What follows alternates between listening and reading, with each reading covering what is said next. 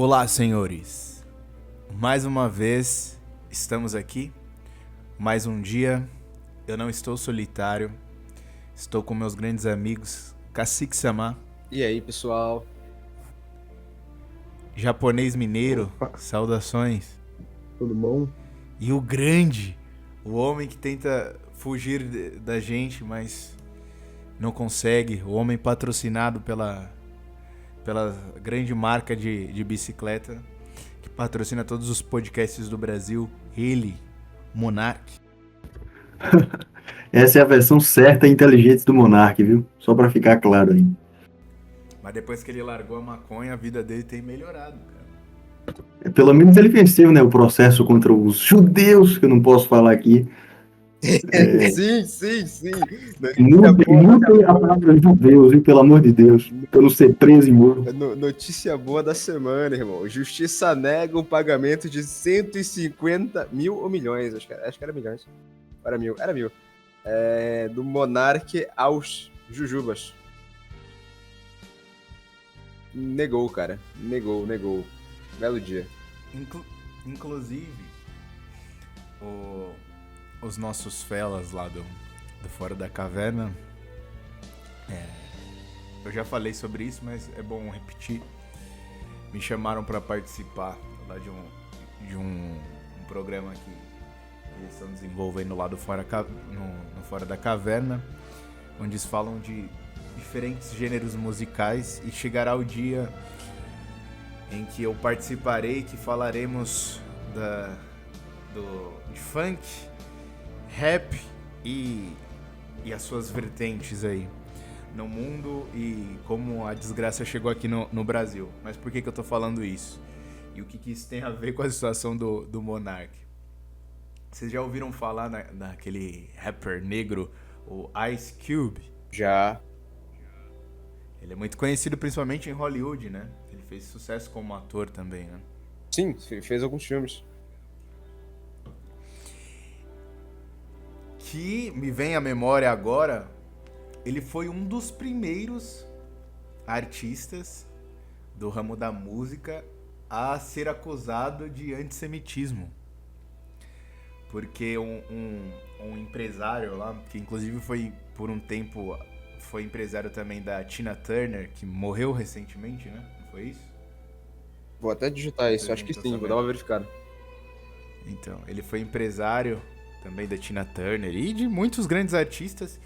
E à época, o Ice Cube, ele fazia parte de um grupo de rap que era empresariado por este senhor, mas aconteceu uma série de problemas, o grupo acabou se desfazendo porque o Ice Cube não queria assinar um contrato e o restante dos membros queriam, né? Acabou dando uma grande polêmica. Aí foi aí que o Ice Cube começou a carreira solo dele e começou a fazer mais sucesso. Depois, muitos anos depois, começou a fazer filmes, né? Mas durante a separação do grupo, eles fizeram, o grupo mandava indiretas, né, nas letras ofendendo o Ice Cube, e aí foi quando um belo dia que ele resolveu responder em uma música. Só que as coisas que ele falou lá, digamos que eram meio pesadas, assim. Chegou ao ponto de dizer que os antigos amigos dele são putas de um branco judeu. Não, coisa leve, E tranquilo. aí, Apenas uma quarta-feira. sim, ameaçou de morte os carambas, e aí a comunidade judaica caiu em cima do cara por causa disso, mas não deu em nada, né? Abafaram o caso. Mas lembre-se, senhores, muito antes de Kanye West, Ice Cube foi o precursor da coisa. Mas, não, assim, depois quem tiver curiosidade, eu não lembro o nome em inglês, No Vaseline, que seria mais ou menos, ele quis dizer que os caras estavam se fodendo lá sem vaselina, como alguém tivesse enrabando os caras e não tivesse nem passado vaselina. Entenderam?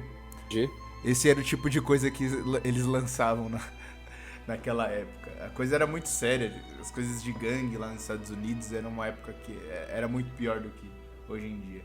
Mas aí fica só de curiosidade pro ouvinte. Mas vamos lá, vamos pro episódio de hoje. temos para hoje, Cacique? Falávamos ontem nos bastidores sobre ficção, Vinland Saga. O Monark ficou de assistir o Vampiro de Düsseldorf. Você assistiu, Monark? Não, perdão. Pra variar.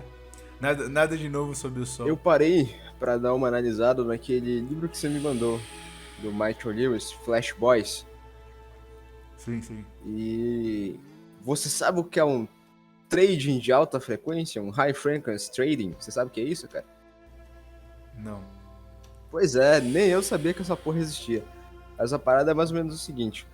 Trata-se de como hoje tudo na bolsa de valores é digitalizado, é conectado e tudo mais. Na mesma velocidade com que ações valorizam, outras desvalorizam. E o ato de comprar e de vender é feito em nanosegundos, né? Ou seja, Ô, Cacique, mas antes dá um contexto no ouvinte, só pra ele saber o que nós estávamos conversando e por que você foi olhar esse livro, por causa daquele acontecido, né? Que tava circulando entre os grupos do Telegram, um print. Você foi atrás pra ver se isso realmente aconteceu, Cacique? Noticiaram essa merda aí? Não que a gente tenha algum respeito pelos jornais, né? As notícias, tipo assim, era só kkk, que vídeo, olha o fake aqui, olha o fake ali. Enfim, que já era o esperado, né? Que já era esperado que isso ia acontecer. Só que o que acontece? O contexto pro ouvinte é, desde quando a gente começou a ver a questão sobre inteligência artificial, da história lá do filme Ken Girl, né? Ken, quer dizer, só Ken. Tá. E aí... obrigado. Só Ken. O que acontece? Muitas coisas, né? Envolvendo a inteligência artificial foram sendo desenvolvidas e aprimoradas agora. Então, tipo, quando você fala com algumas pessoas na rua de classe média, ou algumas poucas, né, mais pobres, que têm acesso a esse tipo de informação, de que existem inteligências artificiais na internet que conseguem fazer um trabalho acadêmico, coisa do gênero assim, sabe? Elas ficam muito maravilhadas em relação a estas coisas, com a noção de que a inteligência artificial pode vir a resolver os problemas da humanidade. Inclusive, eu já ouvi professores em sala de aula pensando, né, numa forma de você colocar uma inteligência artificial para participar de projetos licitatórios, né? Quando o Estado abre uma licitação e várias empresas se candidatam, né, para participar, seja de uma prestação de serviços, uma venda de bens ou uma obra de engenharia, né? E aí ele falou que uma das soluções para que não tivesse uma espécie de opção ou preferência por determinada empresa ao invés de outra, algum conluio entre o Estado e o livre mercado, para evitar que esse tipo de coisa acontecesse, uma inteligência artificial seria aquilo que poderia vir a ser imparcial, né? Só que o que acontece? Claro. Todas essas pessoas, elas observam a inteligência artificial só pelo aspecto positivo dela, sem sequer raciocinar acerca de pequenas coisas que, ainda que sendo brincadeira, a inteligência artificial poderia ser capaz de fazer. A gente mencionou naquele vídeo sobre a possibilidade de você criar uma imagem do Papa Francisco dando um tiro no cachorro. Ô, Cacique, isso é mais... Eu dou até um desconto, porque se você imaginar a época que desenvolveram a pólvora, naquela época as pessoas não imaginarem o que poderiam fazer com isso. Exato. Você dá um desconto. Agora, hoje em dia, cara, a gente já tem experiência suficiente pra dizer que vão fazer muita merda com isso. Exato. Que vira guerra eletrônica fácil. E aí que tá, né? No exemplo daquele vídeo lá, eu mencionei a história do Papa Francisco dando um tiro num cachorro. A imagem e a notícia é absurda demais. Mas por 4, 5, 6 horas é o suficiente para que as pessoas acreditem que aquilo ali seja verdade, né? E em se tratando de mercado financeiro, onde a maioria dos investidores não perde tempo quando se trata de dinheiro, ninguém quer ficar pobre, se você cria uma imagem, um vídeo, ou o que quer que seja, que represente a mínima instabilidade política ou caos social que seja, todos os investimentos serão retirados e postos no seu bolso e os caras vão colocar aquilo em outro lugar, entendeu? Então, quando soltaram um vídeo de uma possível explosão na Casa Branca, que não era nem na Casa Branca, era num terreno da Casa Branca, você teve uma queda na Bolsa de Valores que foi forte o suficiente pelo intervalo de tempo que ocorreu, de que foi por 8 horas, 6 a 8 horas, para que isso gerasse um impacto na economia. Não sei, não sou o especialista para saber por quanto tempo o impacto desse é capaz de perdurar dentro da economia, ou quão mal pode fazer, mas por 8 ou 6 horas, bastante gente perdeu dinheiro, entendeu? E aí qual é a questão aí que é o que impressiona? É o fato de você conseguir fazer com que concorrentes do mercado percam quantidades significativas de dinheiro, né? Baseado numa mentira. Baseado em algo artificial. Em algo que de fato não aconteceu. Sem que as pessoas responsáveis por esta mentira possam vir a ser responsabilizadas, porque você não tem uma causa legal que ligue diretamente ao vídeo fake de uma explosão no terreno da Casa Branca, a questão da queda da Bolsa de Valores. Tipo, não tem. Você não consegue ligar um agente ao outro, não tem como. Né? E aí o que acontece? Nesse livro, Flash Boys, ele começa falando, né, com a ideia de que a premissa básica do funcionamento de mercado de ações é que as ordens de compra e venda são tratadas sem favorecimento. São organizadas pelo melhor preço e pela ordem de chegada. Ganha o investidor que fizer a aposta certa e a fazer primeiro. Ou seja, no mínimo compra na baixa e vende na alta, né? É o que todo mundo já ouviu, é o que todo mundo que começou a mexer com investimento desde, chuto eu, 2016, 2017, que essa onda de ficar ganhando dinheiro com ação, com essas coisas, de botar o seu dinheiro para trabalhar, começou mais ou menos ali, assim. Eu lembro, inclusive, de alguns caras, eu acho que era não sei se é muito bom falar o nome, mas eu acho que era Empíricos o nome do lugar, que ele fez até uma correlação entre a questão do ganho de dinheiro, do aumento do número de investidores no Brasil, com o impeachment da Dilma Rousseff e o problema do PT na gestão do governo. Ou seja, em outras palavras, era agenda de liberal. Era intervenção de estrangeiro no país, né? E aí o que acontece? Esse livro fala que essa sacanagem de achar que todo mundo vai conseguir competir dentro do mercado de ações de maneira justa, fácil e tranquila, que o jogo é limpo, isso não existe mais. E aí ele cita um relato que em 2008, 3 dias antes de um desses analistas largarem o emprego não sei se é um banco ou se é uma empresa, mas a Goldman Sachs, um programador russo chamado Sergei Alienikov, começou a enviar e-mails do trabalho para uma conta pessoal dele. Esses e-mails tinham mais ou menos uns 32 megabytes, com, naquela época, né, programas complexos que permitiam com que a Goldman pudesse operar na bolsa numa frequência mais rápida, ou melhor, numa frequência mais alta do que as outras empresas ou bancos poderiam operar, entendeu? Em que sentido? Ele falava assim, quando apareciam 50 mil ações disponíveis para ser compradas a $40, as pessoas compravam isso de uma única vez. Com a questão dessa frequência, desse trading de alta frequência, ao invés de conseguir comprar 50 mil ações de uma vez só comprava 1.000. As outras 49 mil passavam a custar não mais apenas $40. Passava a custar $40 e 1 centavo, $40 e 3 centavos, $40 e 50 centavos, entendeu? E aí o que acontece?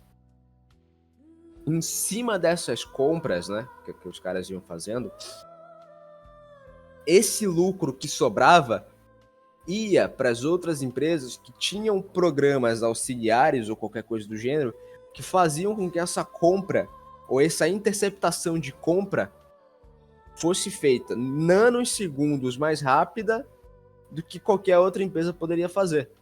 O que isto quer dizer? Quer dizer que toda vez que alguém tinha 100 mil dólares, 200 mil dólares para desembolsar e investir na bolsa e poder comprar ou valorizar alguma ação, o cara não conseguia fazer isso em segredo, sem que outras pessoas envolvidas no mercado interceptassem o investimento dele, entendeu?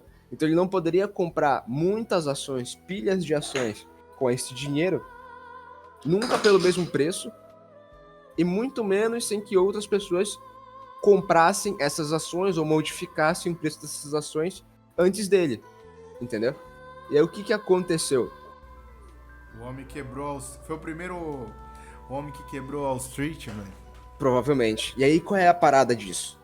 É que essa questão de você diminuir a quantidade de ações que uma empresa pode comprar, modificar o preço ou interceptar esse tipo de venda, aumentando o valor dessas ações antes da compra ser efetivada, isso priva um trabalho que antes todo analista de mercado tinha, que era a questão de você planejar, fazer um estudo e perceber quais ações, ou quais empresas, ou qual mercado ia valorizar daqui a 9, 6, 3 ou 8 meses, entendeu? Ou seja, você tinha um trabalho técnico ali, de alguém que tinha que fazer previsões, né? Tinha que especular, tinha que fazer especulação em cima disso, a fim de poder aumentar os lucros da sua empresa. Com esses programas, você não tem mais esse trabalho de investir tanto numa área de especulação, porque você simplesmente pode investir em tecnologia para aumentar o tempo de resposta que você tem na compra e venda de uma ação dentro da bolsa, sabe? E aí estes caras foram chamados de parasitas da bolsa, né? Porque todo o lucro deles não advém de uma análise técnica, mas apenas de tecnologia, né, que possibilita as diferentes empresas a conseguir arranjar nanosegundos de vantagem na compra de uma ação contra a outra. E aí eles citam um exemplo, que foi quando uma das empresas de telecomunicação nos Estados Unidos investiu 300 milhões em 2010 para deitar um cabo de fibra ótica em linha reta. Cabos em linha reta tendem a ter uma velocidade de transmissão muito maior. E aí o que acontece? Entre a bolsa de Nova York e a de Chicago, para ganhar nanosegundos, assim, de forma que eles pudessem arranjar, comprar e vender muito mais rápido.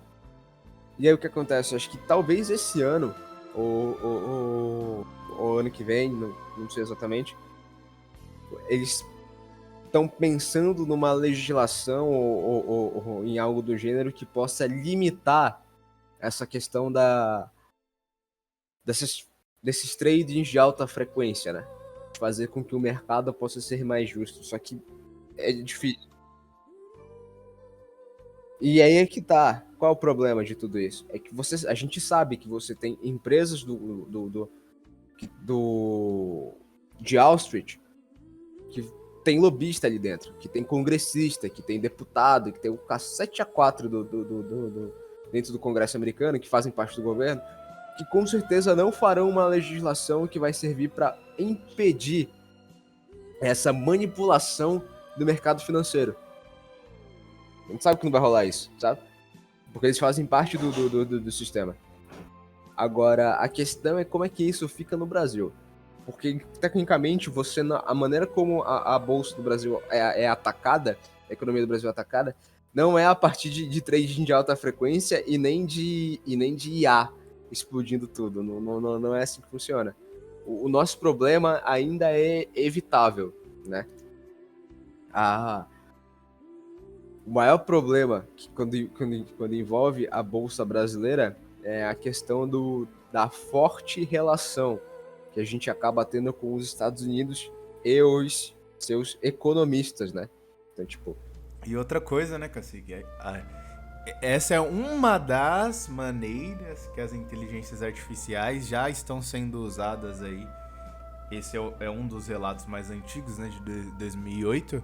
Mas essa é uma das maneiras. O que a gente tem que levar em consideração também é que me parece que o brasileiro também é muito mais ingênuo. Então ele acredita muito mais na internet do que os americanos, penso eu. faz sentido. Faz sentido. Se eu vi, é verdade, né? Inclusive o professor Mário publicou basicamente o que o professor Mário falou é que os jornais comentam a periferia da realidade, as redes sociais comentam os jornais pelo que deviam ser a periferia da periferia, mas não. Cada publicação ecoa o coração da realidade e é a nova voz de Deus. Ou seja, o jornal já é manipulado. Aí a gente comenta, faz a manipulação da manipulação. Nunca aquele meme foi tão real. Eu vi na internet, é verdade. Querendo ou não, até mesmo a galera da bolha aí também, boa parte do conhecimento, eles retiram da internet aí de fontes não tão confiáveis assim também. Então eu acho que esse daí é só um dos pontos, né? A questão deles agindo no mercado financeiro, né? Mas as notícias, né? Pensa em você fazer uma montagem.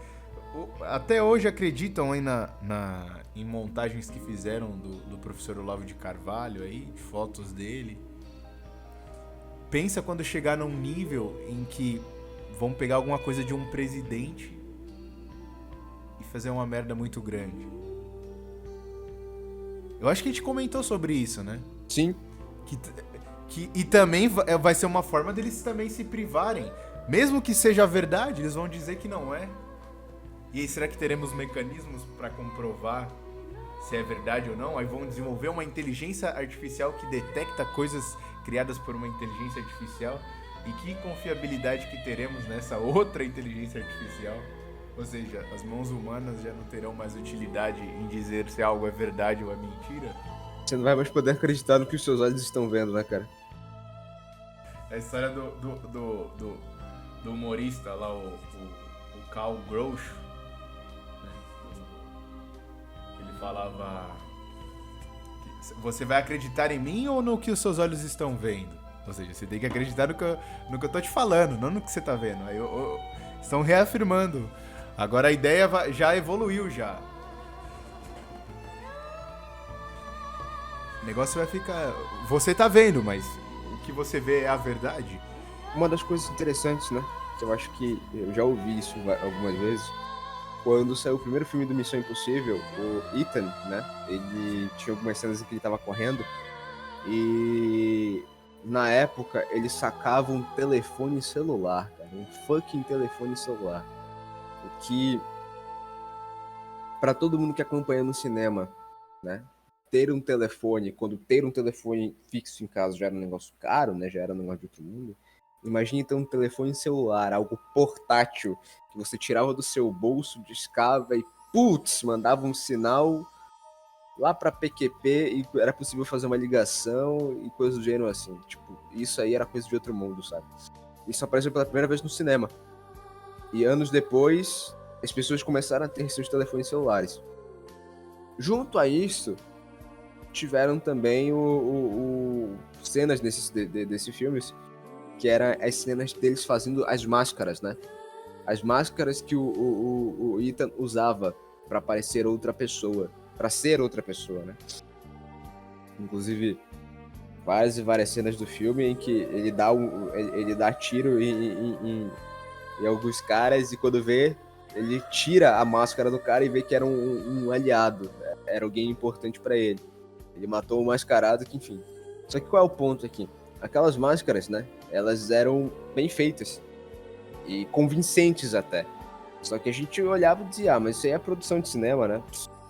Nunca vai chegar numa realidade em que isso talvez possa acontecer.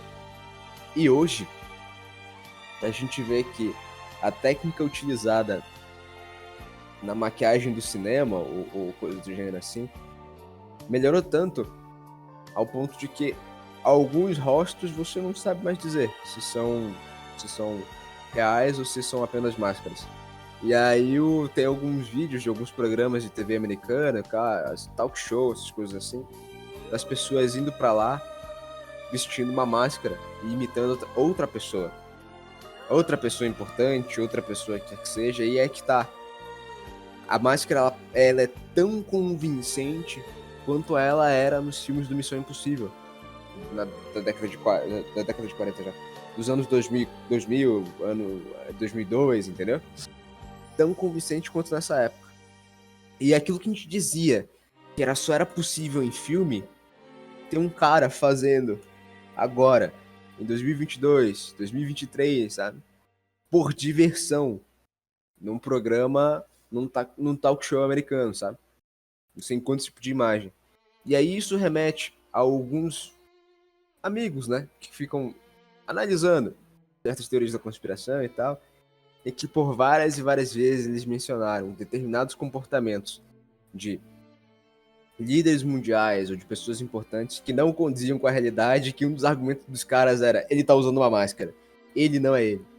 E aí, em paralelo aqui, para deixar um pouco mais claro pro ouvinte, talvez tenha chegado no telefone do ouvinte alguma imagem de um cara, né, sentado no canto, e aí ele tira, parece o Lula, né? Só que quando ele tira a máscara não é o Lula, é outro cara. E aí foi a época que todo mundo acreditou que o Lula tava morto, alguma coisa do gênero assim, sabe? Porque ele tava muito mal, e aí quando ele tinha que aparecer em público, botavam outro cara. Aí foi quando a galera começou a contar os dedos da mão do Lula, né? E em que uma foto ele aparecia com 10 e em outra foto ele aparecia com 9. Aí em outras imagens ele aparecia e o mindinho amputado era o da mão errada, entendeu? Coisas assim. Então, tipo, até mesmo o uso, né, dessas tecnologias mais analógicas por uma máscara tornam-se difíceis de serem averiguadas, de falar o que é verdade ou o que é mentira, frente à questão da inteligência artificial, das imagens produzidas por IA e tudo mais assim. É claro que aquilo que é comercial, tipo, fazer mulher gostosa na tela do PC com IA, né? Isso aí é muito simples, é porco, não apresenta tanto perigo assim. Mas a constante utilização do chat GPT, da manipulação dessas imagens para fazer mulher gostosa na tela do PC e tal, a constante brincadeira com isso aí alimentou a IA, né? Tornou possível com que as possibilidades as quais ela pudesse desenvolver determinadas imagens, dada a experiência e o conteúdo que milhares e milhares de seres humanos, dia e noite na internet, digitando e dando comandos para ela, aumentaram o leque de possibilidades que ela poderia ter ao criar qualquer coisa. E o tempo está avançando muito rápido em cima dessas coisas. Outro detalhe interessante é dublagem. Antigamente, quando tu via alguma cena de um desenho, tipo, tem um vídeo que eu rio pra cacete, que é o Alex, do Madagascar, que é o Alex Putaço. Ou digita no YouTube e tu vai ver o Alex, o leão do Madagascar, mandando todo mundo tomar no cu. Pra poder fazer um vídeo desse, tu pegava o Alex e tu tinha que procurar um filme em que o dublador do Alex estava xingando aquela quantidade de palavrões ali. E aí tu pegava esse vídeo e sincronizava com os movimentos da boca do Alex. E pronto, virava uma piada. Ou então, quando não havia essa possibilidade, as pessoas pediam, né, a boa vontade do dublador pra gravar um áudio xingando, imitando alguém ou mandando alguém tomar no cu. E aí tu ia lá e sincronizava e botava no Alex, né, no Leãozinho do Madagascar pra xingar os outros. Isso é um exemplo, dá pra fazer isso com vários outros filmes, vários outros desenhos. E tal. E aí que tá. Hoje, você não precisa mais disso. Você precisa dar o trabalho de ir atrás do mesmo dublador em outro filme, ou da boa vontade de determinado dublador de fazer umas linhas de fala pra você. Hoje, a própria inteligência artificial consegue emular a voz do que aquela pessoa ali em questão poderia fazer.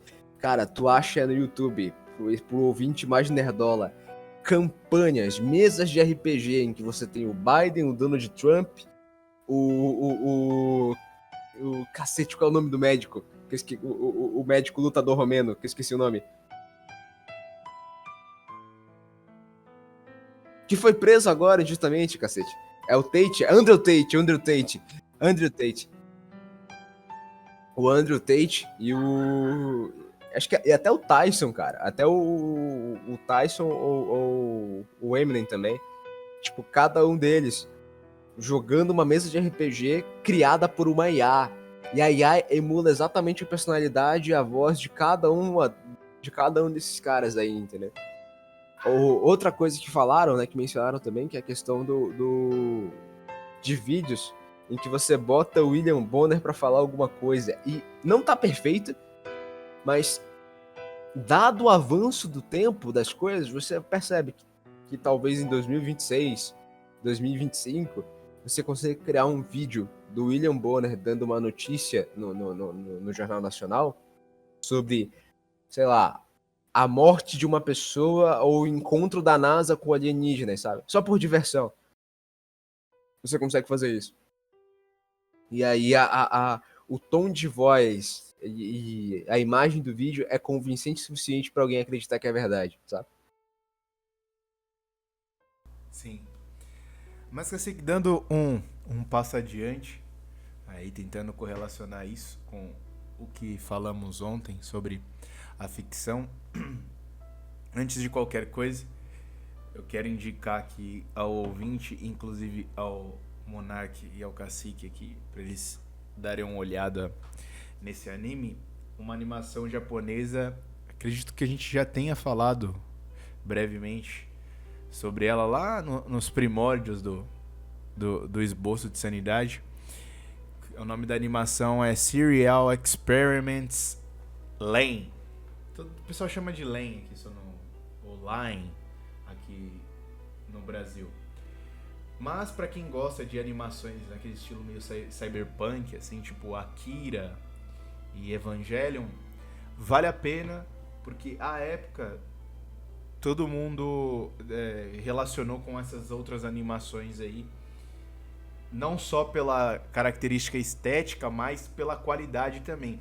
E tem tudo a ver com o que a gente está falando aqui, porque muitos dos conceitos que a gente traz aqui pro canal já foi abordado lá em 1998, que foi quando foi lançada a animação no Japão. Lá no universo do anime, a internet recebe outro nome no Japão, né? Tem outra criação lá, não tem muito bem relação com a Guerra Fria, outras ideias, e eles tentam misturar essas ideias de filosofia. O problema é que é aquilo, né? Anime, então, gnose das brabas. Os caras vão misturar lá hermetismo, alquimia. Mas eu acredito, faz muitos anos que eu assisti, vou reassistir. Eu acho que muito do que veremos nos próximos anos já foi exposto nesse anime aí de 1998. Como faz muito tempo que eu assisti, eu não me recordo de muita coisa, eu não vou me aventurar aqui a falar besteiras. Apenas assistam. Vale a pena. E para quem tem interesse em questões de inteligência artificial e querem dar mais atenção para esse tema por causa de algum tipo de preocupação com os anos que ainda estão por vir, acho que vale a pena você dar uma olhada, né? É o tipo de animação que vale a pena você perder tempo vendo. Mas, o Dr. Monark, o senhor está vivo? O que o senhor tem a dizer sobre tudo isso? Vamos entrar agora no campo dos danos da ficção. E essa animação tem tudo a ver com isso. Olha que nem mexeu tanto assim com a cabeça da galera, hein? Só voltando um ponto aqui, como é que esses investidores, né, caíram numa coisa dessas? Sendo que eles sempre se utilizam, né, dos meios convencionais para se informarem. A respeito daquela imagem lá que você me mandou, né, e que o Cacique tá falando agora aí, que perderam muitos bilhões, muitos milhões, não sei, por causa de uma imagem falsa criada pela própria inteligência artificial. ganha quem age mais rápido, né? Esse que é o problema. O fato é que... Ah, entendi. Então apostaram na velocidade das informações da própria internet, entendi. Agora, Exatamente. parece... Usou a máquina contra os caras. É foda, velho. Agora, é sobre esse negócio aí da voz, tava eu, né, conversando com o Helder, ele tem um trabalho a fazer a respeito justamente disso daí, né? Envolve, o tema do trabalho de conclusão de curso dele envolve inteligência artificial. E eu falando para ele que um dos aspectos ainda que um dos muitos aspectos que a máquina não consegue reproduzir ao pé da letra é a voz, né? Então, isso aí que o Cacique falou, vejam bem, é a reprodução de uma voz que já existe. Não é uma voz própria, uma voz original. Então, assim, a capacidade criativa do homem, que ainda permanece inexplicável, é impossível de ser reproduzida como o pessoal acha que a máquina pode fazer. A mesma coisa essa questão aí do chat GTP, né? É só Esse ponto é muito interessante, Monark. Tem muita gente caindo nessa ideia. Não, mas tem inteligências artificiais que criam uma imagem do zero. Não, alguém programou. Exatamente. Se alguém programou a inteligência artificial. Esse alguém que programou, e isso aí foi bom frisar isso daí, esse alguém que programou é alguém que possui capacidade criativa. A máquina não vai se autoprogramar. Vejam bem, só é substituído quem acha que é substituível, né? É aquela história, não sei se você já viu acho que foi o professor,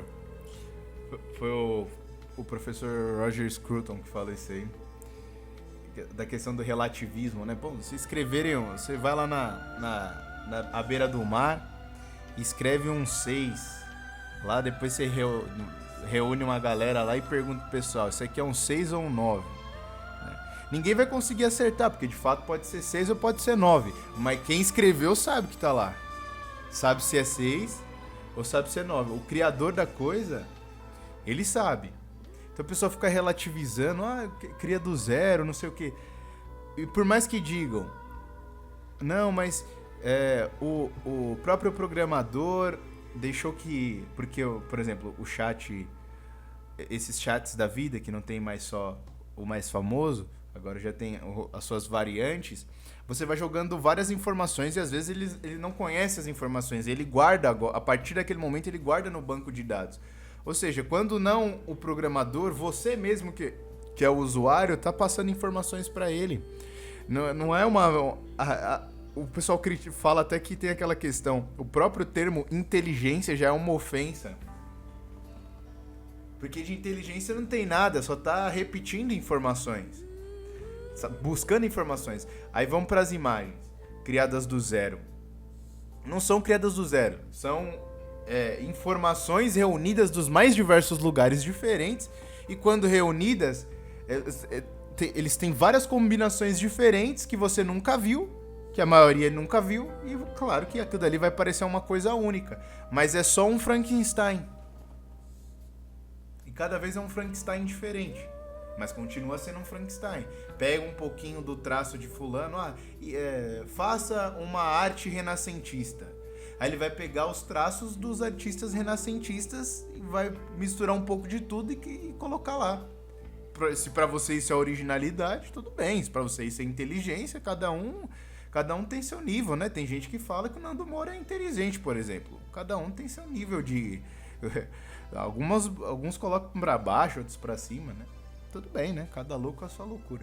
Mas continua, né? E justamente esse negócio aí esse medo que às vezes as pessoas sentem, eu não sinto mais porque eu parei de pensar binário. As pessoas veem, né, os comentários na internet e elas ficam fascinadas, né? Quando elas se alimentam daqueles argumentos todos e aí começam também a repetir como papagaios, né? Um problema, ele gera 1000 outros problemas. Para todo mundo que já assistiu, né, a série Todo Mundo Odeia o Chris, por exemplo, tem um episódio que ele tá lá conversando com o chefe dele, o Doc, né? Aí ele cobra salário mínimo do Doc. Aí, no final do episódio, tudo se resolve e o Doc explica para ele, se eu te pagar salário mínimo, Você teria que pagar seguro-desemprego, você teria que pagar vários outros auxílios, você teria que trabalhar com carteira assinada. Então, um problema gera 1000 outros problemas. E você vê que, olha a loucura desse cara aí de pensar que, por achar que uma máquina consegue resolver problemas de uma tese acadêmica, ela pode resolver e cessar todos os problemas da vida humana.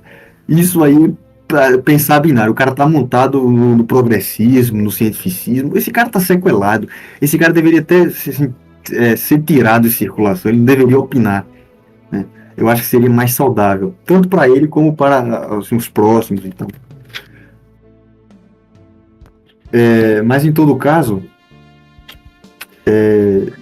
esse negócio aí que tu falou, que o Roger colocou assim, se você desenhar um 6 e um 9 e só você sabe se aquilo é um 6 ou um 9, é a mesma ideia de você usar somente a lógica para todos os fatos da vida humana, né?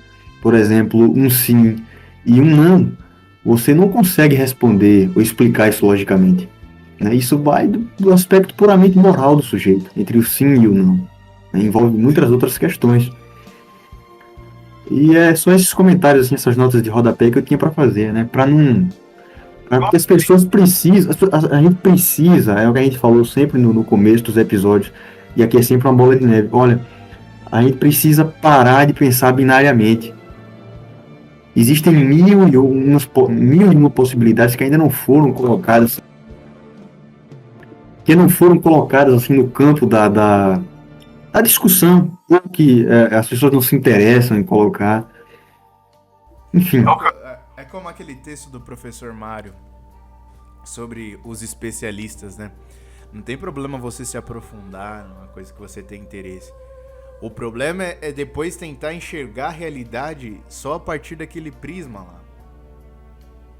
Daí que você vira um Karl Marx da vida, que você vira um Freud da vida. O que não é mais a realidade, né? Porque a realidade é o todo. Exatamente. Você tende a abarcar o maior número de elementos para tentar fazer uma reflexão. E isso demora muito tempo, tem que maturar, pô. Por isso que a gente dá trabalho, corre risco a gente tá opinando. A gente pode fazer assim conversas em grupo para trocar conhecimentos, como a questão, essa discussão, né, essa conversa que eu tive com o Helder.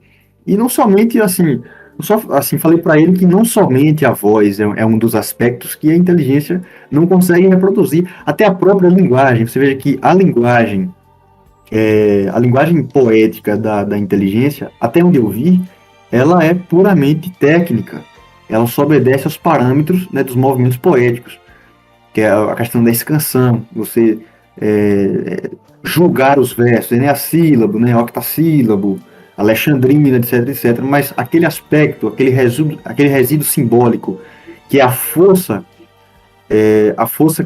da realidade dentro da força da palavra, como dizia Eugênio de Andrade, né?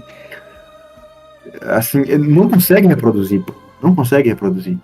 E não vai tão cedo, a não ser que alguém instale algum programa lá e tente, né, desenvolver com seus próprios termos, colocando tudo que existe dentro do ser humano na máquina. Aí já vai ser o ápice do satanismo, né? E eu acho muito difícil, o jogo pode virar aí, tem muita coisa para acontecer.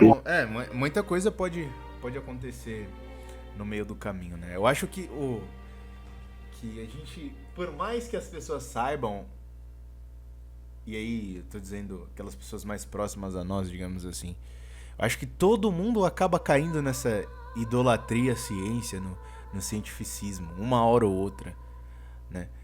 Porque parece que a gente esquece de que, tudo bem, talvez o cientista, o desenvolvedor, não tenha ideias malignas, né? Talvez ele não tenha consciência do quão danoso pode ser a criação dele, né? Digamos assim. Supondo, né? Que eu acho que a minoria não sabe.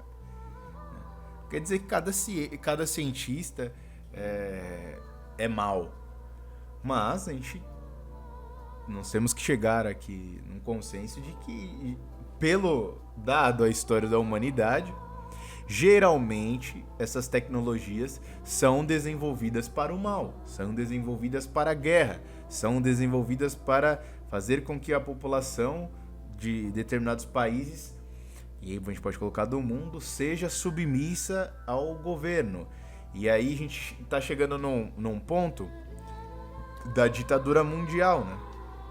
Então não é mais o governo americano, o governo brasileiro. Agora é uma coisa eles querem a ideia de um governo global, que é muito difícil porque o planeta é muito grande. Mas, assim, já não é mais um sonho distante pensar numa ditadura latina, por exemplo. Até porque nossos irmãos muito próximos a nós estão em apuros muito maiores do que o nosso. E, bom, aí você para pensar, bom, o mundo é grande, mas, assim, a América Latina é menor que o mundo. Já os caras podem começar aos poucos e ir fazendo a coisa. Só que a gente tá chegando também no nível onde as pessoas não vão reagir mais. Porque a gente pensa nas dificuldades, né? Não, o mundo é grande, né? É difícil controlar As pessoas usam esse argumento em relação ao Brasil, né? Se o Brasil fosse um país menor, nós estaríamos muito mais fodidos, concordo. Só que aquilo, as pessoas também estão ficando mais passivas. Então, talvez a questão territorial, futuramente, não seja mais uma barreira. Porque os mais velhos, que não são tão maleáveis assim, estão falecendo.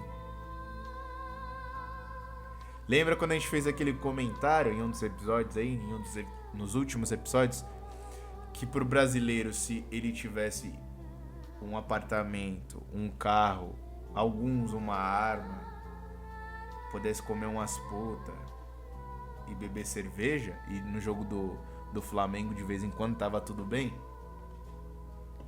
que a liberdade de fato é um conceito totalmente desconhecido pro brasileiro.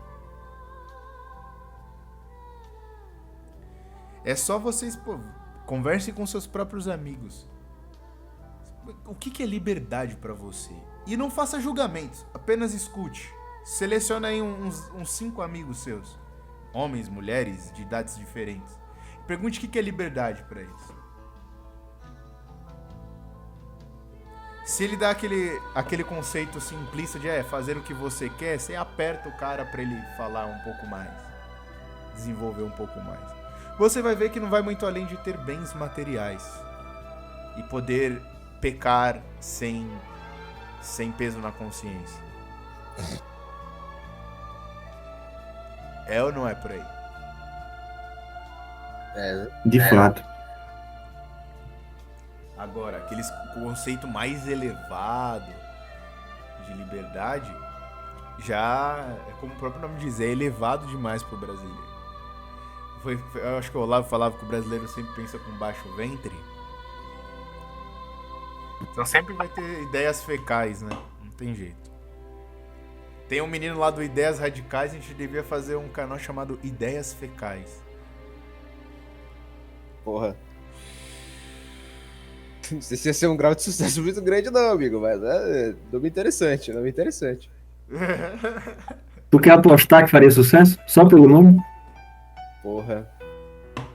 Trazer uns tarados do YouTube pra cá, né, cara? Não dá não. Quero não. Ficar longe disso aí, irmão.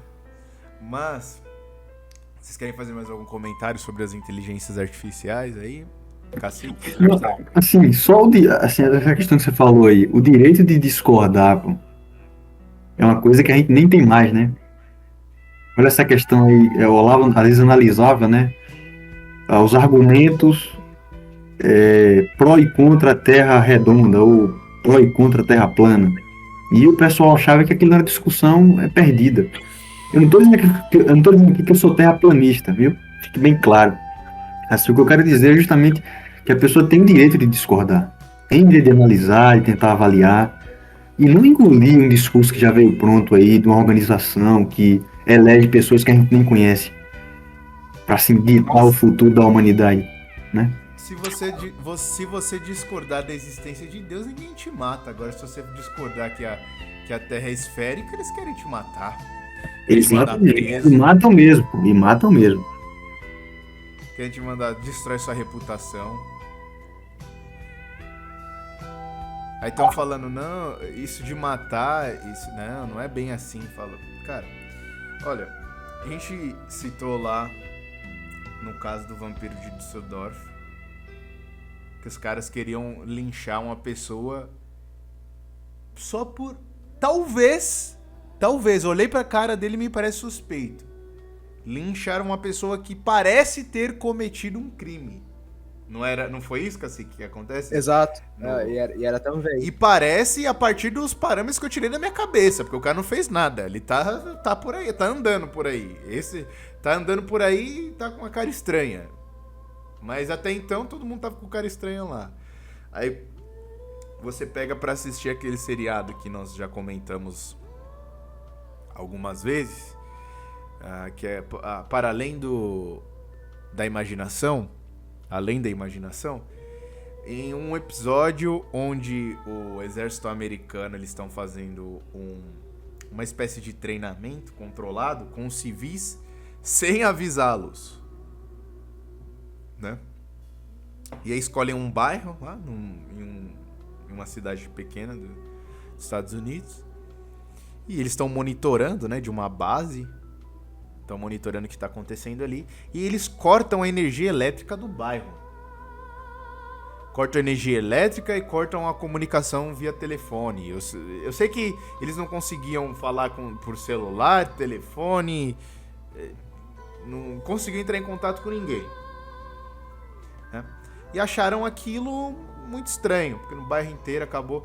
No entanto, vizinhos que se mudaram recentemente pro bairro, eles foram o único que não saíram de casa para ver o que estava acontecendo, né? Então, o líder ali das pessoas do bairro tenta acalmar as pessoas, né? Porque achavam que eles eram suspeitos, né? Bom, eles devem ter feito alguma coisa, né? Lógico, nesse meio tempo, coisas estranhas aconteciam por causa dos militares que estavam fazendo coisas estranhas lá, dando tiro pro alto, passa um OVNI, assim, é um monte de bizarrice lá, que faz parte do treinamento. Então esse líder vai até a casa e conversa com os moradores e fica um tempo lá. E as pessoas começam a achar estranho. Bom, ele deve fazer parte, ele está com eles, não sei o quê. O resumo da ópera: esse cidadão volta, tenta acalmar. Não, eles não disseram que estão com medo, por isso que estão lá dentro, me oferecendo comida, eles são gente boa. Tem um motim e colocam fogo na casa. E matam as pessoas. Aí corta a cena e vai direto pros militares falando: o estudo 066 não sei o que falhou.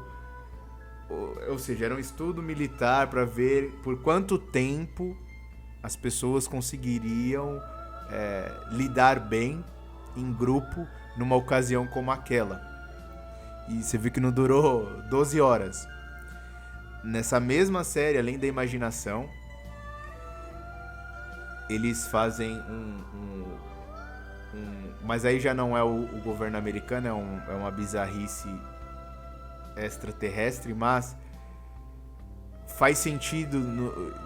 Você consegue imaginar um governo fazendo isso com a sua própria população, que eles pegam aspirantes a atornautas, né? E não astronautas, aspirantes a astronautas,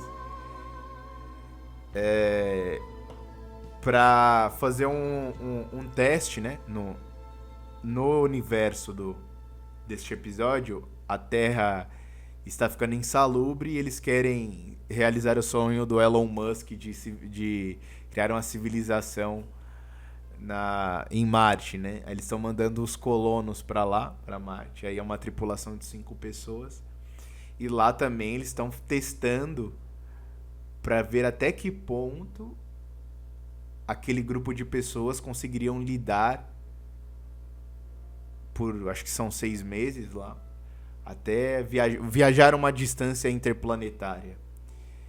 E aí você percebe, eles chegam à conclusão de que, bom, uma mulher ficou grávida, e a maioria enlouqueceu. E o mais lúcido, que todo mundo achava que era louco, que é o que pensava assim, que era o físico. O físico era tido como maluco porque ele falava um monte de besteira lá, mas aí quando ele falou a sério, ninguém levou em consideração. Mas ele levantou o ponto. Eu acho que nós nunca saímos da Terra. Eles nunca nem decolaram. Era apenas uma simulação. Aí você vê, muito antes de inteligências artificiais, você percebe que os governos já tinham a capacidade de manipular a um ponto a população, de que elas nem sabem que, ao ponto de não descobrir que está sendo manipulada. Imagine o que eles serão capazes de fazer agora. E aí a gente entra em outro campo, que é o campo da ficção. Que é muito antes de ser possível, eles já apresentarem uma ideia. E aí quando a coisa se materializa, isso nos casos, né, quando não é bizarro ao ponto de só deixar as pessoas malucas, quando aquilo acontece de fato, as pessoas já aceitam de bom grado. Porque aquilo já tá no imaginário dela, no subconsciente, que deu certo nos filmes que ela assistiu. Só que lógico, não acontece todos os dias eu pelo menos eu nunca vi isso. Eu vi isso num filme, dá certo. Deu certo no filme, então vai dar na vida real. As pessoas não falam isso com todas as palavras, mas pelo que se dá pra perceber, se evidencia no discurso delas, é que em algum momento da história elas foram manipuladas e por isso que elas acreditam naquilo. Ela não acredita com sinceridade. É o sim porque sim. Se você fala que você acredita em Deus só porque você acredita, porque você tem fé, é um absurdo. Mas eles acreditarem na ciência apenas porque sim, tá tudo bem.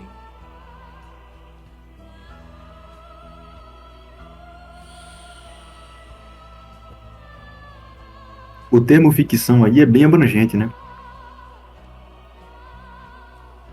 No caso, Não é uma positiva, né?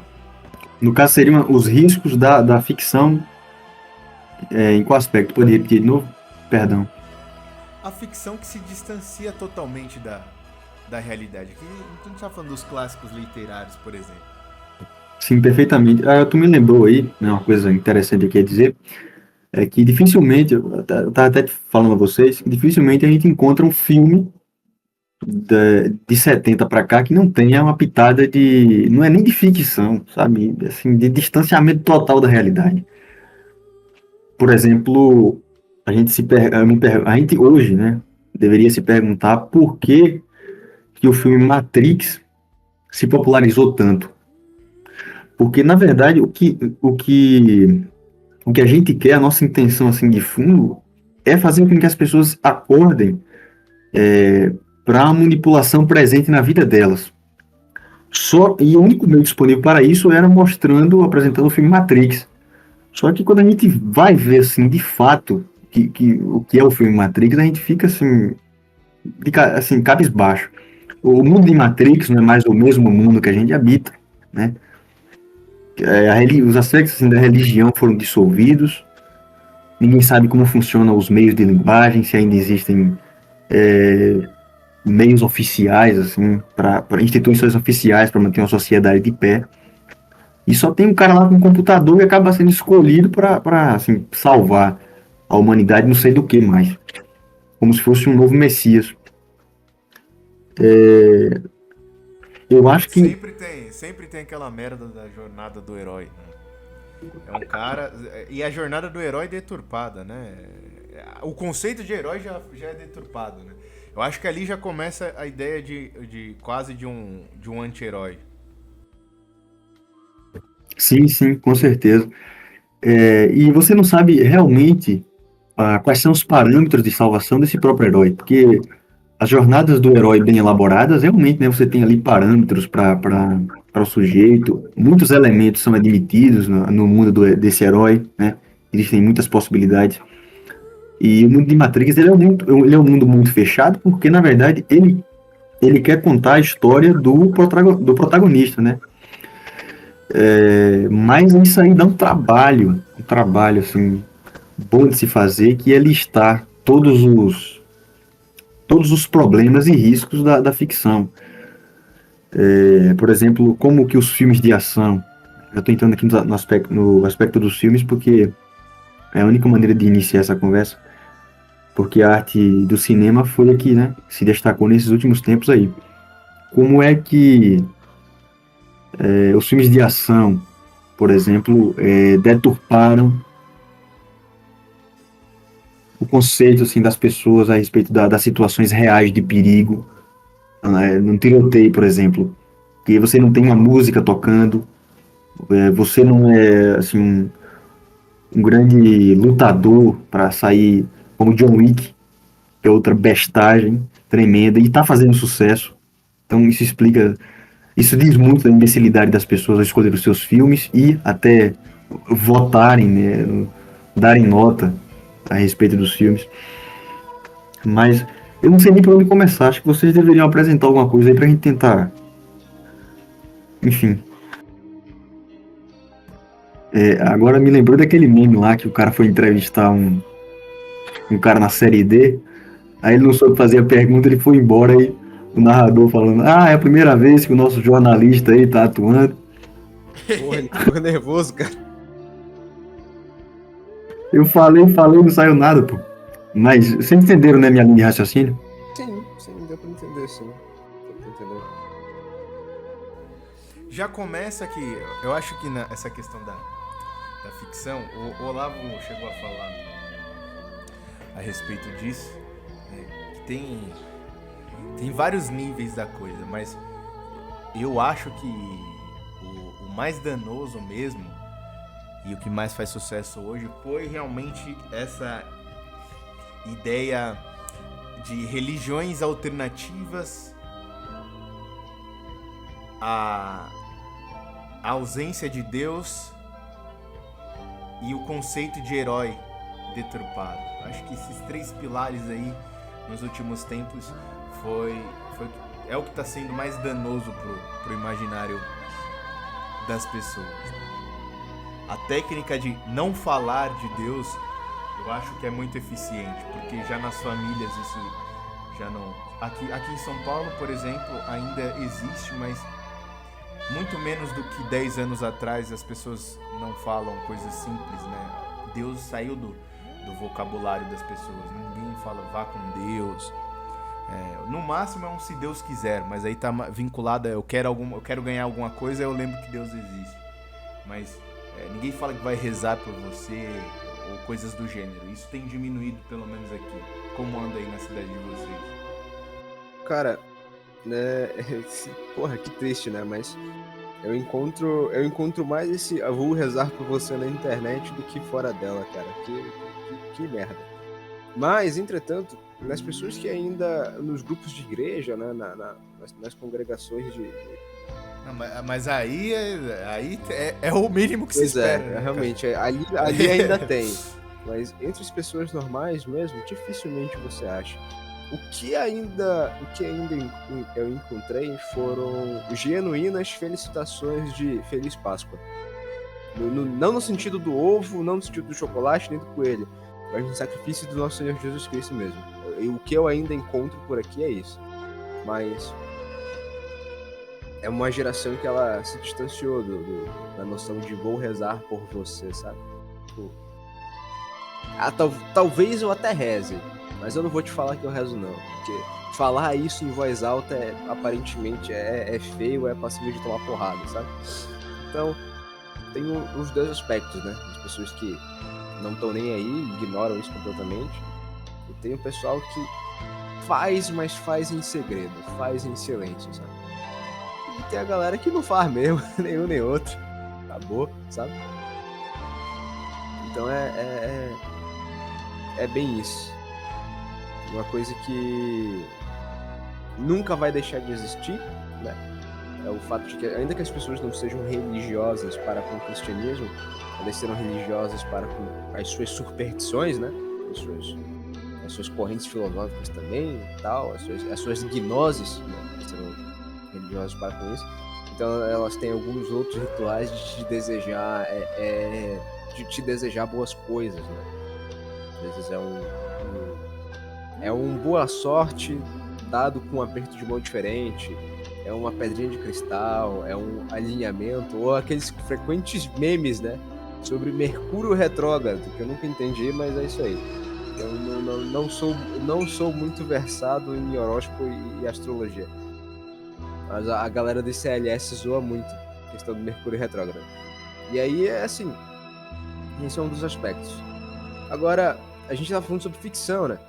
E eu concordo com o Eduardo, sabe? Uma das coisas que mais fez mal em relação à ficção foi a possibilidade de um futuro na qual você não precisa se preocupar com o metafísico ou as escolhas morais.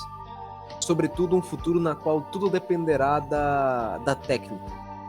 Ou seja, você não precisa se preocupar se as famílias irão cuidar ou não dos seus idosos, sabe? Você não precisa se preocupar se as taxas de natalidade estão altas ou não. Para os idosos, a gente bota um robô e para as crianças, a gente faz um útero artificial para começar a produzir gente em massa, entendeu? Esse tipo de coisa. Soluções que são mecanizadas, sabe? E aí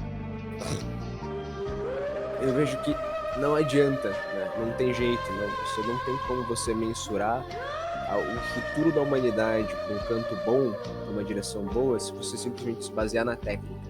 As coisas só dão certo para os seres humanos se houver progressão moral, evolução moral. E a evolução moral a qual eu me refiro não é a troca ou a substituição de valores, mas o estabelecimento fixo daquilo que é certo e daquilo que é errado, sabe?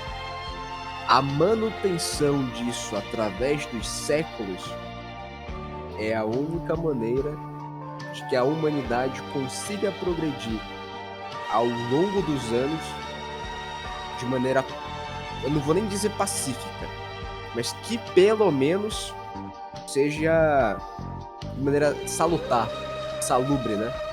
De maneira que eles simplesmente não se acabem, não morram. E aí é que tá. Em se tratando dessa progressão moral, dessa evolução moral, o único momento da humanidade em que você tem esse salto é depois da crucificação. É quando o cristianismo começa a espalhar por Roma. É quando você tem o alto da Idade Média, em que os valores estabelecidos estavam tão entranhados na cultura que você teve um avanço moral comparado aos costumes antigos, aos hábitos anteriores, sabe? E aí, é por isso que, particularmente, agora, aí quando eu vejo John Wick, eu gosto, cara. Eu acho maneiro John Wick e tal. Que este tipo de ficção não atrai determinado problema. Mas, por outro lado, a questão das narrativas que distanciaram os jovens do metafísico, essas geram um problema, porque eu vejo que tem uma galera que realmente deposita confiança dentro de uma tecnocracia, sabe? Dentro de exercício. São os science people. É, mais ou menos isso, sabe? Porque não é só a ciência na qual a gente conhece sobre a questão biológica, coisa do gênero, mas a ciência dada para outros ramos da vida também, sabe? Tipo ciência política, ciência social, esse tipo de coisa assim. Você conseguir criar uma casta organizada, então a pacificação entre o proletário e a burguesia, coisa do gênero assim, sabe? Então, tipo, a galera quer mecanizar essas coisas assim, sem perceber que as relações humanas não são assim, sabe? Elas partem das diferenças e das semelhanças que você tem com o seu vizinho, com o indivíduo que está do seu lado, em que essas diferenças elas só são mitigadas por outros valores. A gente estava conversando ontem até certo ponto, sobre a história americana, né? Que tinha muita coisa da qual a gente somos semelhantes a eles, mas que talvez eles tivessem episódios na história que eram mais complexos e mais terríveis, a quais a gente, como brasileiro, não poderia sequer ter noção do que realmente aconteceu. Primeiro pela distância geográfica, segunda pela distância cultural e terceira pela distância do idioma, né? A gente já tem problema em conceber a nossa história da maneira como ela realmente aconteceu. Imagine tentar raciocinar sobre a história de outros países. E no meio dessa discussão toda, a gente chegou no fator da colonização, né? Na maneira como essa colonização foi dada. Por várias e várias vezes a gente comentou, ou melhor, quer dizer, por várias e várias vezes eu já cheguei a ouvir falar que o sonho do brasileiro, ou de outras pessoas, era que o Brasil tivesse sido colonizado pelos ingleses, pelos franceses, para que nós tivéssemos uma história tal qual a dos Estados Unidos, sabe? Justamente porque já foi pronunciado várias e várias vezes que países ricos são países protestantes e, portanto, países pobres são países católicos, coisas do gênero assim. No entanto, qual é o grande problema disso tudo aí? É que, tal qual esse raciocínio só é dado em vias materiais e técnicas, né? É a mesma coisa as pessoas que hoje pensam que o futuro da humanidade está nas suas revoluções industriais, está no aprimoramento da sua ciência, eles esquecem que a sociedade ela é primeiro formada de valores culturais que vão passar pela sua filosofia e irão passar pela sua religião, cara. Não tem jeito. E aí, o que acontece? A gente começou a conversar sobre o grande problema que foi a Guerra de Secessão, né? Entre a União e os Confederados. E a gente chegou a mencionar sobre a questão do general Charles Lee e os acontecimentos de Charlottesville. Que boa parte do problema que ali ocorre é que quando essa história é ensinada pro mundo inteiro, é que o Sul era meramente racista, enquanto o Norte prezava pela liberdade dos negros. E todo filme e produção é construído em cima disso. E todo o ensino médio brasileiro é construído em cima dessa narrativa. Por isso que as questões que passam pelo racismo estrutural, a qual a gente discute e vê a mídia falando sobre isso todos os dias, nunca é propriamente numa visão portuguesa. Nunca é propriamente numa visão de engenho, cara. Nunca é aquilo que está relacionado ao período colonial do Brasil. Não é a mesma coisa. É sempre um negócio que é dito como um período colonial do Brasil. No entanto, ele é travestido por completo de como foi a relação dos grandes latifúndios nos Estados Unidos, sabe? Das grandes plantações de algodão e tudo mais. É aquela relação que os caras pegam de lá e tentam trazer pra cá. E aí entra um detalhe interessante, que é o ponto de que as discussões acerca sobre a libertação ou não dos negros escravos durante aquela guerra é o fato de que a Guerra de Secessão se deu por outros direitos e outras questões que não só a liberdade dos escravos, né? Que não só a liberdade do patrimônio ali. E aí o Charles Lee é uma figura interessante porque ele era um abolicionista, né? No entanto, ainda sendo um abolicionista, no chamado do dever, ele resolveu lutar pelos Estados do Sul. E aí, se você é um abolicionista e vai lutar pelos Estados do Sul, isso automaticamente implica que a guerra passava por outras questões que iam para muito além da libertação ou não dos escravos. E aí entra na questão da história, do porquê que o Sul é tão repudiado, porque quando a gente falou sobre capitalismo, revolução industrial, todas essas coisas começaram no Norte. E, portanto, os valores cosmopolitas americanos iniciaram-se nos Estados do Norte.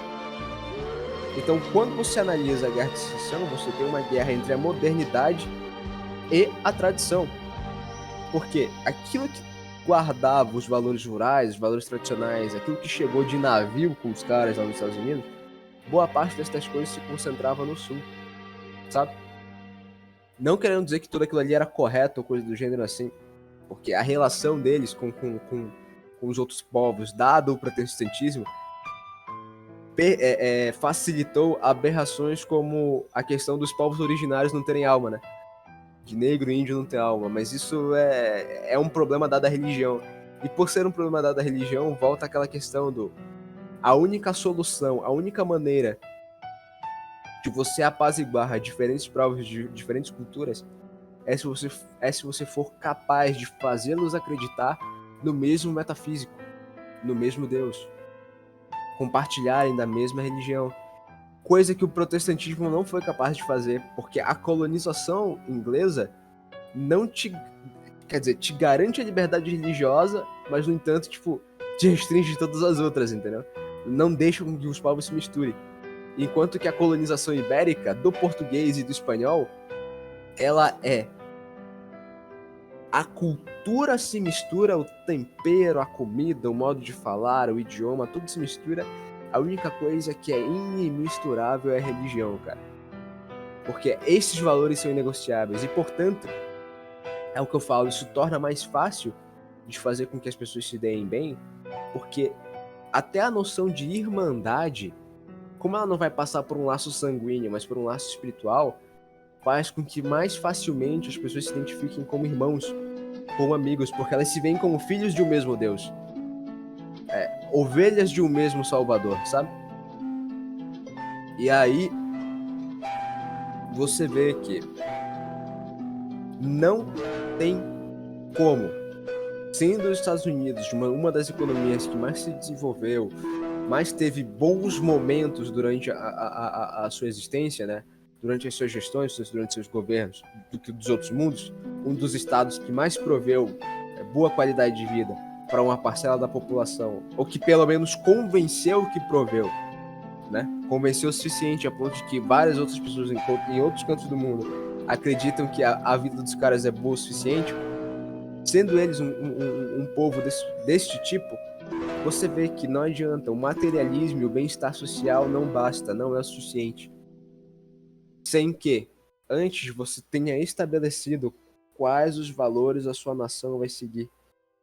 Qual é a religião da sua nação e o quanto... E aí que tá, esse é o ponto. E o quão, de fato, inclusiva é a tua religião, cara. Não adianta, cara. Não adianta. Então, foram estas coisas que quando a ficção veio e cortou a relação com o metafísico, foi isso que a gente perdeu, cara. Foram estas noções que a gente perdeu. Aí o Monark tava falando dos perigos da ficção. Eis aí mais um. Quem sabe sobre isso, sobre essa parte da história dos Estados Unidos?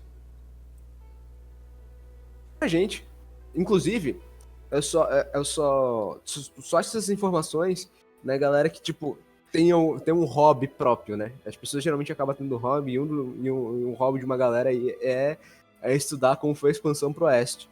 E aí nisso daí eles veem os inúmeros crimes que o governo americano cometeu contra a sua própria população desde essa época.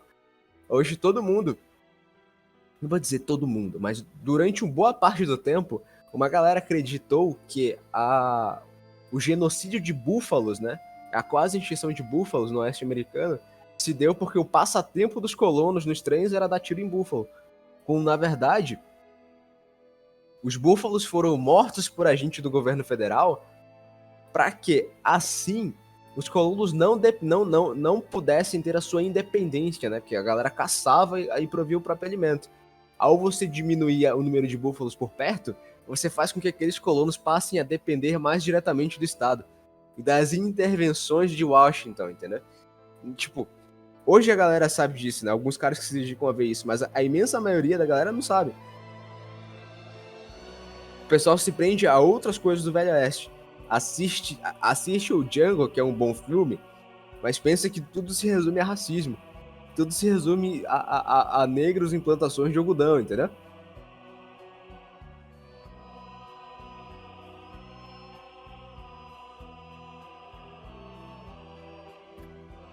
Tô sim, de fato. Você tocou num ponto importante aí, cara. O Cacique tocou num ponto importante, que é a questão da questão da subcultura, né? Quando a subcultura tomou conta do panorama cultural, né? Subcultura que se entende, pornografia, gêneros alternativos de música, filmes ruins sendo premiados, e agora isso inclui também as discussões de internet, né? Que se envolvem questões binárias como, sei lá, preto versus branco, hétero versus homossexual. Inclusive, Monark, isso é uma coisa que eles não param pra pensar, mas os caras criaram uma premiação e eles mesmo se autopremiam. Tipo, ninguém se autopremiam e ninguém questiona. Eu preciso. Assim, não, que valor que tenho? Porra, eu darei isso para mim mesmo. Que valor que tem? Eles choram. É a história lá da conversa de comadre. É um monte de comadre se abraçando. Eles recebem elogios uns dos outros, como se fosse... E as pessoas que estão ao redor, né, os fãs, eles ficam impressionados que sujeito ganhou o Oscar, não sei o que, mas pesquisem a história do Oscar, porra. Foi criado por eles mesmos. Que valor que essa merda tem? E o pessoal vai muito pela opinião da crítica, né? Que é uma coisa que a gente tenta dissolver aqui quando a gente vai analisar os filmes. Não vejam sinopse, não vejam comentários das pessoas, assista você mesmo, para você ter sua experiência real e direta, que é isso que interessa. É isso que é o testemunho. Então, sei lá, filmes ruins sendo premiados, né? E a ideia do pensamento binário, branco versus preto, heterossexual versus homossexual. Discussões que nunca terminam, por quê? Porque os horizontes de consciência das pessoas são semelhantes. Elas se autolimitam, né, nessas questões que não têm importância. Enquanto as coisas que são realmente de relevância, elas não conseguem opinar porque elas não têm capacidade. Uma capacidade de quê? Que só, por exemplo, a alta cultura, né, a alta cultura que se diz, né, pelo menos boa literatura, permite você discutir temas realmente que interessam. Não que, mesmo que não interesse as pessoas, o seu ciclo de convivência, mas que interesse para você mesmo, para elevar o seu espírito, né, que é uma coisa também que vai incidir na questão das escolhas morais. É isso daí. Então, quando a subcultura toma conta do panorama cultural, pronto. As coisas ficam completamente malucas, né? E com a alta cultura, a pessoa pode conversar muito bem com outra pessoa sem pisar na outra ou sem se inferiorizar pela cor da pele, eu falo até pela opção sexual, né? Porque ninguém sabe como é que foi a vida da pessoa na infância, ela pode ter sido tido más experiências quanto a isso e acabou, né? Ficando nesse estado aí, que não vou dizer aqui, vocês sabem qual é. E você tem, assim, por exemplo, grandes homossexuais que talvez lutassem contra essa questão aí.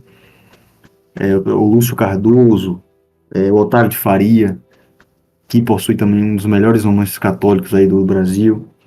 Aquele, qual é o nome daquele literato lá em inglês? Oscar. Wilde. Isso, perfeito, perfeito. Então, você consegue conversar com as pessoas sem ficar reparando nessas questões, sabe? Você consegue dissolver todas essas diferenças e participar dessa elevação do espírito. A mesma coisa acontece com essa questão aí do marxismo, né? Eu acho que hoje o peão, uma coisa que meu irmão me falou, e eu realmente parei para pensar, olhar assim aqui no bairro, e agora entrando na pergunta que você fez, Edu, as pessoas aqui do bairro, né, os peões aqui, eles não estão preocupados com essa questão de luta de classes, pô. Estão preocupados com a sobrevivência deles. Se perguntar o que é luta de classes para eles, ele não vai saber responder. Para ele não faz ideia, não tem a menor importância, porque isso não coloca o pão na mesa. Ele pode até ficar sabendo da possibilidade assim, de defender os seus direitos, né? Mas essa ideia da luta pela revolução, como se fez nos séculos passados, isso daí já foi passado para trás, né? Essa luta por direitos, mas não somente por direitos, mas para instaurar um reino assim de justiça total sobre a Terra, pode ficar como plano de fundo, né? As pessoas têm sempre um senso de justiça ao ver uma injustiça, mas até esses direitos, Monark, se for parar pra pensar, até os direitos que as pessoas dizem defender são direitos que o Estado criou e ele diz pra você que é importante. Que a escola te diz que é importante, que às vezes até os seus próprios pais te disseram que é importante. Aí volta a questão do conceito da liberdade. Nós nem a temos. Fica difícil de falar uma coisa que você não tem. Que você nunca experienciou. É uma coisa complicada. Eu vou defender meus direitos. Tem direito do quê? Eu não tenho nem mais o direito de ficar calado, pô. Tiraram até meu direito de ficar quieto. Se eu não opinar, eles querem minha cabeça. Exatamente. E você falou uma coisa interessante aí. Existe. É a mesma coisa da pessoa, né? Defender, sei lá, os direitos das mulheres e estar ao mesmo tempo lá na frente assim, da porta de um bar, é, jogando a bunda pra cima e dançando ao som de pornografia falada. Eu acho que se você quer realmente assim, manter pelo menos o respeito pelas mulheres, você vai proibir esse tipo de som, que é uma coisa que acontece muito no meu estado, né, na Bahia. Aqui, pornografia falada é como se fosse o Pai Nosso. Né? Xingar o outro aqui é como se fosse abençoar. Então você vai vendo o nível das pessoas e elas não conseguem perceber isso daí. Porque qualquer comportamento diferente, elas já vão julgar, não, esse cara aí é rico. Esse cara aí, sei lá, é filho de papai, filho de mamãe. Ou esse cara aí veio de outro estado. Enfim. Mas um dos riscos da ficção é justamente a produção da ficção na subcultura. Eu acho que até esse direito de produzir o que você quer, pô, é complicado. Porque você pode, sei lá, não saber pôr nenhum, nem saber ler direito, e você compõe uma música lá meia boca com 3 palavras, 3 acordes, e você grava e você faz o maior sucesso, pô. Aqui na Bahia, por exemplo, né, eu não vou nem mandar vocês pesquisar. Existia um vereador chamado João Sena, e ele fez uma música chamada A Dança do Bumbum Lascado. Essa, essa porra fez um sucesso, velho. Você não tem noção. Isso na política, velho. Todo mundo só via cantando essa desgraça dessa música. A Dança do Bumbum Lascado. É como se fosse uma versão degenerada do Dançar com Duro, sabe? Enfim, eu não vou nem falar mais nada. Mas eu acho que deveria ser assim, as pessoas deveriam escolher melhor aquilo que elas consomem, porque isso aí vai incidir na alma delas, e você só pode fazer isso quando você educa as pessoas com uma verdadeira educação, uma verdadeira cultura. Essas diferenças elas vão sendo suprimidas. Por exemplo, na época do Império, que os defensores aí do antirracismo, da luta contra o racismo, dizem, né? Por exemplo, no Império os negros tinham muito mais independência do que agora, pô. Você tem lá grandes abolicionistas gregos, né? O Luiz Gama, que conversava cara a cara com José de Alencar. Você tem o Castro Alves, que fez poemas sobre a negritude que vinha nos navios e realmente podia denunciar eficazmente esses problemas, sabe, sociais, sem tentar trazer uma revolução total, sabe, dissolver todas as bases assim, da sociedade, enfim, todo esse papo aí. Sim, dizem que o Dom Pedro deixava até que ofendessem ele. Tava tudo bem, o rei não pedia a cabeça de quem tava se opondo. Mas é aquilo, a gente volta pra conversa de sempre, né? Outro problema da ficção, até o professor Olavo falava também a respeito disso, é que fica limitado aos limites imaginários do diretor. E agora, vamos relacionar aí com as inteligências artificiais. Imagine que esses caras serão capazes de materializar nos filmes deles. Edu, só te interrompendo aqui, essa questão aí dos diretores colocarem o que eles quiserem no filme é uma das liberdades, né, de criar qualquer coisa, qualquer pessoa criar qualquer coisa. Foi bem lembrado aí. A censura é seletiva, né? A censura, por exemplo, o professor Mário até escreveu um texto falando a respeito da história da censura, né? Como a censura se dava em determinados povos, em determinadas épocas da história da humanidade. E até a maneira de censurar, com o avançar do tempo, ela ficou muito injusta, né? Você percebe que uma coisa... Vamos dar o exemplo aí do vagabundo Léo Lins, né? Piadas.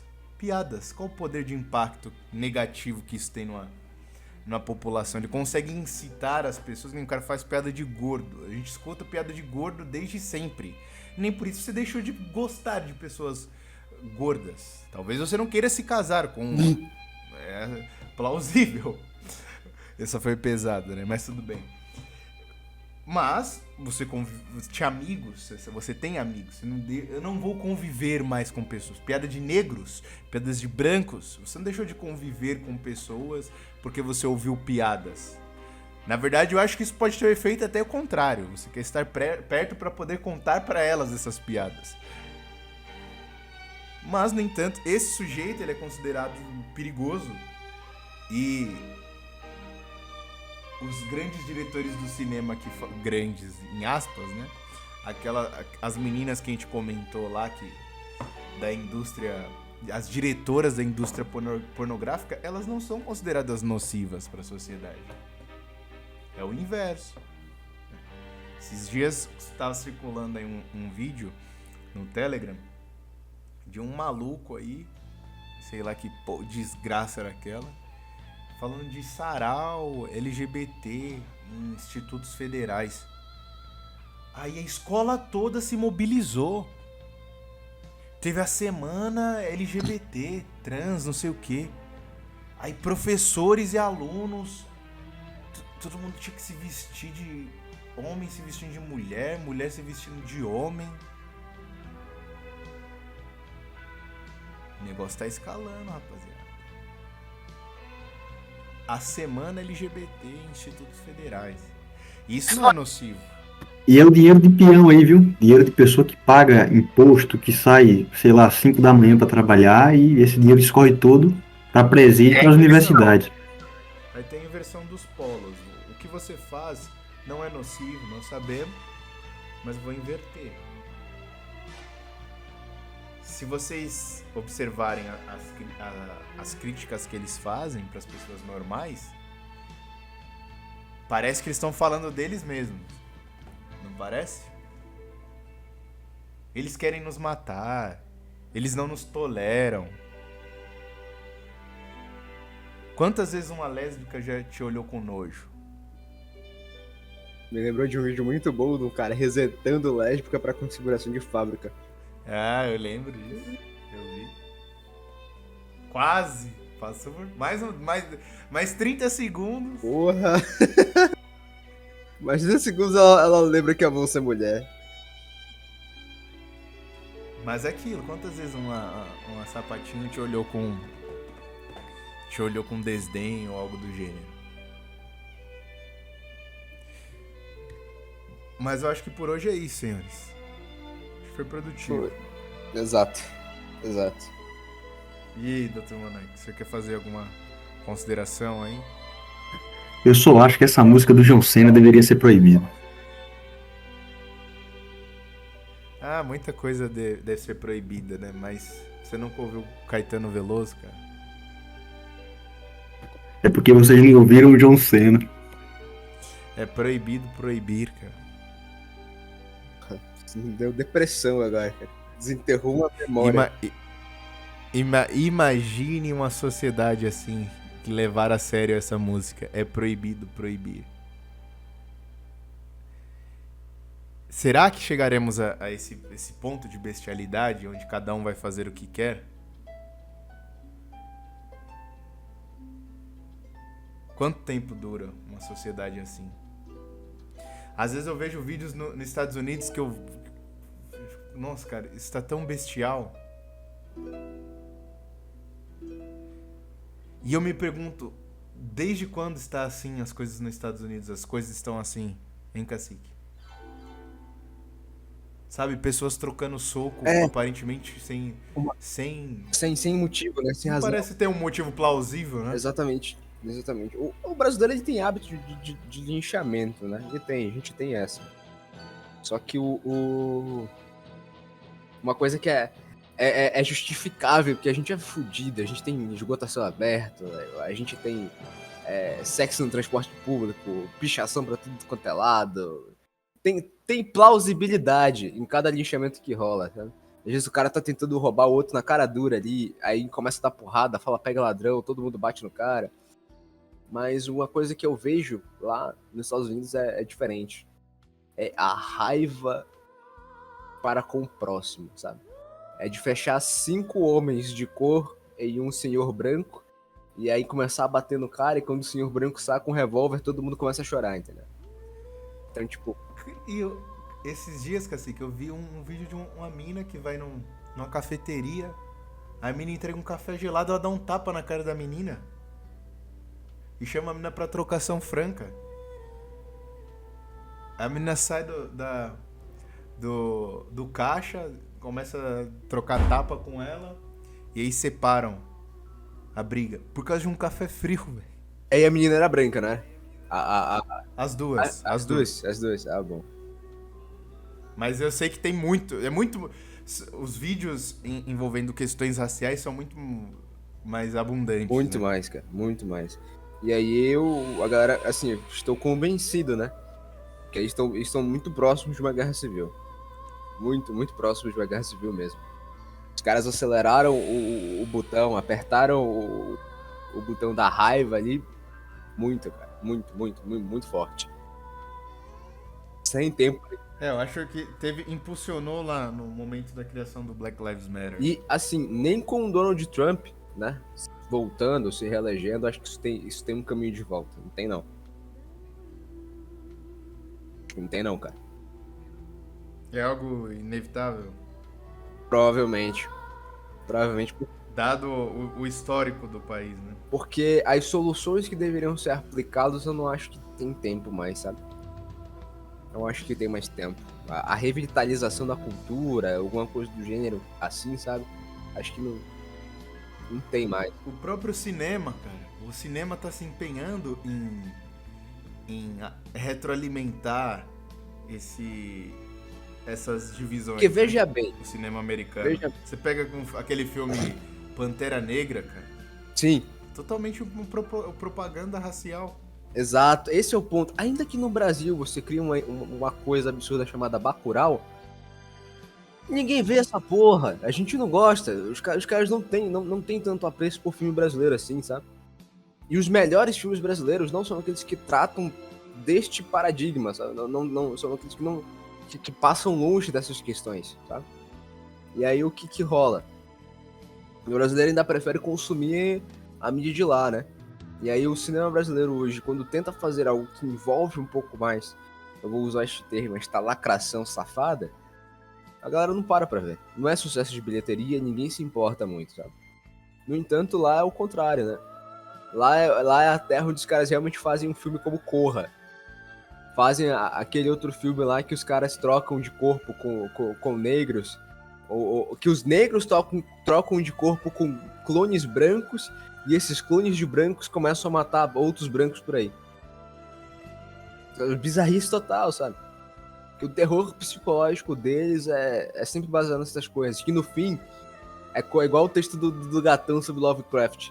Que o horror cósmico não é uma criatura impossível de ser vencida, não. O horror cósmico deles é o racismo.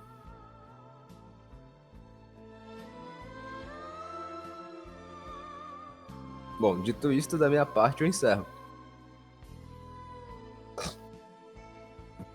Vamos nessa, né? Que Deus tenha misericórdia de nós e no mundo inteiro. Amém.